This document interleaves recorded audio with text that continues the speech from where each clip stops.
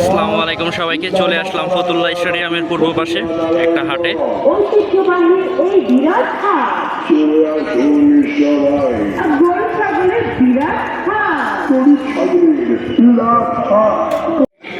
বিরাট গরু ছাগলের হাট, গরু ছাগলের বিরাট হাট, বিরাট গরু ছাগলের হাট।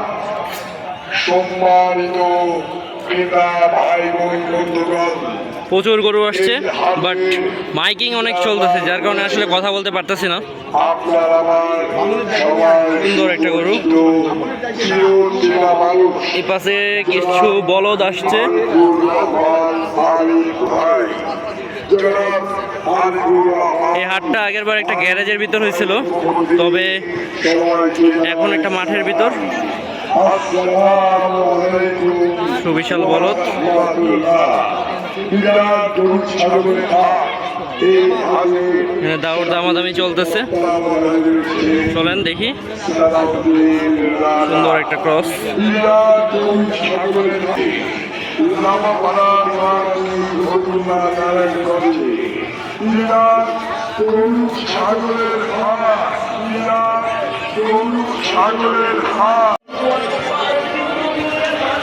প্রচুর গরু উঠছে আগের বারের থেকে। এই হাটে এবার ভালোই গরু উঠছে। আগের বার তেমন গরুই আসছিল না।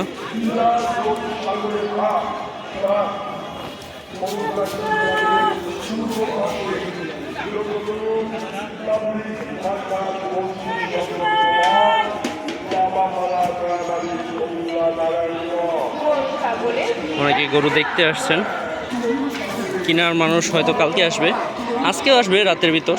তবে এই হাটে হয়তো কালকে কেনা বেচা হবে জমজমাট, আজকে অতটা হবে না।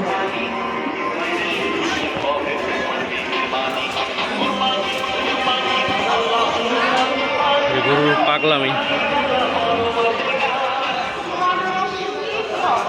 হাটটা অনেক গ্যাপ গ্যাপ করা, যার কারণে একটা সুবিধা, মানে ব্যাপারীদের জন্য সুবিধা।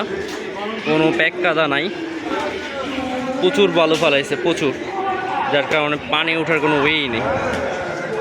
আর সুন্দর টেলপার দিয়ে লাগাইছে, যার কারণে বৃষ্টির ফোঁটাও পড়ে নেই।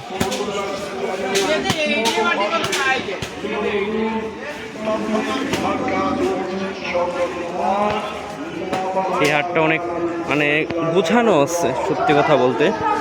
এই গরুটা অনেক সুন্দর একটা গরু, মাত্র বের করছিল।